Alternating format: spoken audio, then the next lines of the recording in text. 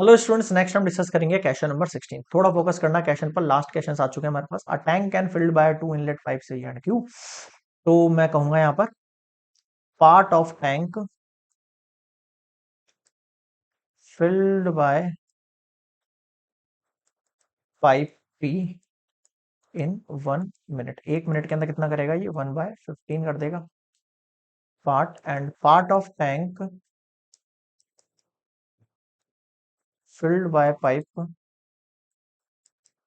Q in 1 minute कितना करेगा? 1/टी कर देगा। ठीक है, अब इधर आ जाओ। अनदर आउटलेट पाइप आर है can empty the full tank in 24 hours। Okay. If outlet pipe R is open 6 minute after the pipe P and Q, मतलब 6 मिनट तक तो ये दोनों ही वर्क कर रहे हैं, तो पहले इन दोनों को 6 मिनट के लिए निकाल लेते हैं अपन, फिर इसके रिमेनिंग पे आएंगे।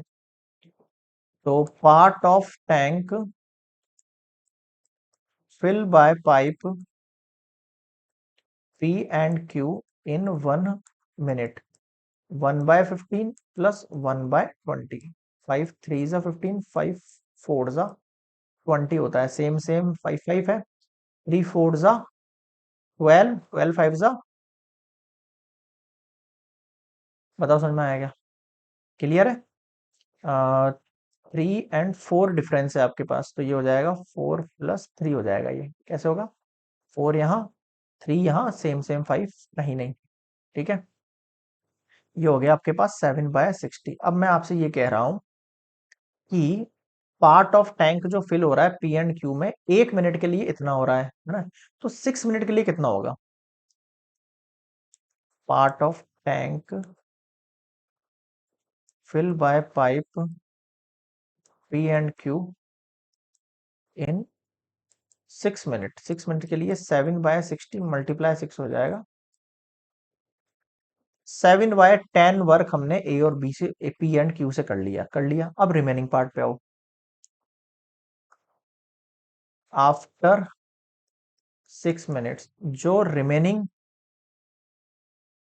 पार्ट ऑफ टैंक है टू फिल, वो कितना होगा? 1 - 7/10 मीन्स 3/10 पार्ट बचा हुआ है। अब यहां तक समझ में आ गया क्वेश्चन? ठीक है, अब वापस से स्टार्ट करते हैं। अब मैं कह रहा हूं आपसे, अगर ए बी सी तीनों मिलके काम करते हैं, ये बोल रहा है अनदर आउटलेट आर है जो कि 24 मिनट्स करता है, और 6 मिनट के बाद जो पी एंड क्यू ओपन होते हैं। ठीक है, आफ्टर दैट हम आर को ओपन करेंगे। तो सबसे पहले इन तीनों के लिए हम एक साथ जो है वर्क निकाल लेते हैं ना, पार्ट निकाल लेते हैं। Part of tank fill by P plus Q minus R pipe. ऐसे होगा, पी क्यू से भर रहा है और आर से निकल रहा है। आर क्या? आउटलेट है। तो 1/15 प्लस इन 1 मिनट प्लस 1/20 -1/24। 1/15 और 1/20, 1/15 1/20 को मैंने 7/60 सॉल्व किया था। मैं वापस से लिख रहा हूँ इसको 7/60 एज इट इज, -1/24 कर दो आप ना। अब आप इसका ले लो एलसीएम।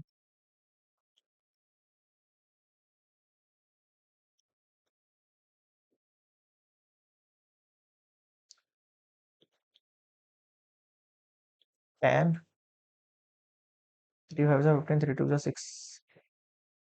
ठीक है, 2 2 4, 4 3 12, 12 और 10 से 12 और 10 से कितना हो गया?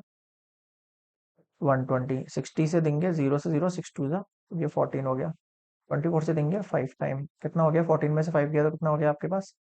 549/120। इसको सॉल्व कर लेंगे। 3/40। अब मेरी बात ध्यान से सुनना अब ना, अब बहुत इंपॉर्टेंट पार्ट है इस क्वेश्चन का। अब ये कह रहा है आपसे कि अगर टैंक जो है वो 1 मिनट में इतना पार्ट भरता है, तो मैं आपसे ये पूछ रहा हूं कि कंप्लीट फिल होने में उसे कितना टाइम लगेगा, है ना? कंप्लीट होने में कितना टाइम लगेगा? इधर आ जाओ नेक्स्ट स्लाइड पर, ऐसे समझ में नहीं आएगा। देखो, P plus Q minus R से जो हम पार्ट ऑफ टैंक बोल रहे थे, है ना, पार्ट ऑफ टैंक बोल रहे थे इन 1 मिनट, वो कितना निकल के आया हमारे पास? 3/40, ये 1 मिनट में इतना पार्ट भरते हैं। अगर मैं आपसे पूछ रहा हूँ, आप मुझे बताओ कि जो कंप्लीट टैंक है P+Q-R से वो कितने मिनट में भरेगा? ठीक है, कंप्लीट टैंक फिल इन कितने टाइम में भरेगा? 40 उधर चल जाएगा, 30 इधर चल जाएगा, 40/3 मिनट्स में भरेगा। ऐसे तो करते हैं क्रॉस मल्टीप्लाई अपन। अब मैं बोल रहा हूँ उस टैंक का कंप्लीट पार्ट नहीं चाहिए मुझे, कितना पार्ट चाहिए उसका? 3/10 पार्ट चाहिए। अगर मैं आपसे कहूँ 3/10 part of tank fill by P+Q-R, तो वो कितने मिनट में होगा? 40/3 मिनट में तो ये होगा पूरा 1 पार्ट, और 3/10 पार्ट कितना होगा? मल्टीप्लाई 3/10, 4 मिनट के अंदर इतना पार्ट उसका फिल हो जाएगा। ठीक है, अब हमने स्टार्टिंग में सीखा था, क्या सीखा था? कि एक पार्ट तो जो है उसका 6 मिनट में फिल हो रहा है, एक पार्ट तो उसका 6 मिनट में फिल हो रहा है, और जो बचा हुआ पार्ट था 3/10 पार्ट, वो कितने में फिल हो रहा है आपके पास? 4 मिनट में फिल हो रहा है। तो जो टोटल टाइम हुआ, जो आपके पास टोटल टाइम हुआ टू फिल द टैंक, पहले का 6 और अभी का 4 मिनट, यानी 10 मिनट्स। बताओ क्या समझ में नहीं आया? क्वेश्चंस को आप खुद से फील करो उसमें एक्चुअल में क्या हो रहा है, केवल आप ऐसे रटी रटाई लैंग्वेज लिखोगे ना तो फिर समझ में नहीं आने वाला है। समझ रहे हो? ये हुआ कंप्लीट क्वेश्चन नंबर 16। नेक्स्ट मिलेंगे 17 पर।